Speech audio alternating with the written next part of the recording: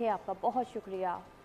और आम इंतखाबात 2024 में दिलचस्प सूरत हाल। पीर महल में एक ही ख़ानदान की 4 ख़वातीन आपस में मद्दे मुकाबिल आ गई। बेटी, माँ और नानी की एक ही हल्के में एक दूसरे के मद्दे मुकाबिल हैं। हल्का PP 124 में कागजात नामजदगी जमा करा दिए। मज़ीद अपडेट लेते हैं अपने नुमाइंदे मकसूद अहमद से। मकसूद, बड़ी दिलचस्प खबर है ये, क्या तफसीलात हैं? हाँ जी बिल्कुल, ये PP 124 है।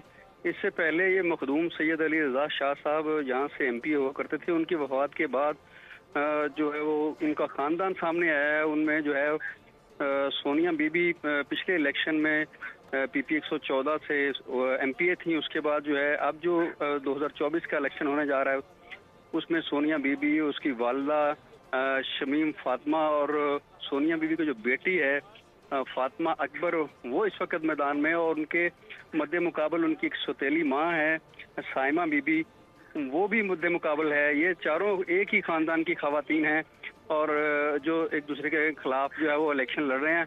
अतलात के मुताबिक जो साइमा बीबी है वो पीपल्स पार्टी के प्लेटफॉर्म से इलेक्शन लड़ने जा रही हैं और जो सोनिया बीबी हैं वो तहरीक इंसाफ की कैंडिडेट बताई जा रही हैं। जी ठीक है मकसूद अहमद, बहुत शुक्रिया आपका। और अभी अफसोसनाक खबर देंगे आपको मानसहरा से, जहां जीप खाई में जा गिरी है, जिसके नतीजे में 2 अफराद जाँ बहक हो गए हैं। जाँ बहक अफराद में कौंसलर मुंशी जमान और ड्राइवर सज्जाद शामिल है। हादसा घनौल में पेश आया है। मानसहरा में जीप खाई में जा गिरी है, 2 अफराद जाँ बहक हो गए, जबकि जाँ बहक अफराद में कौंसलर मुंशी जमान और ड्राइवर सज्जाद शामिल हैं।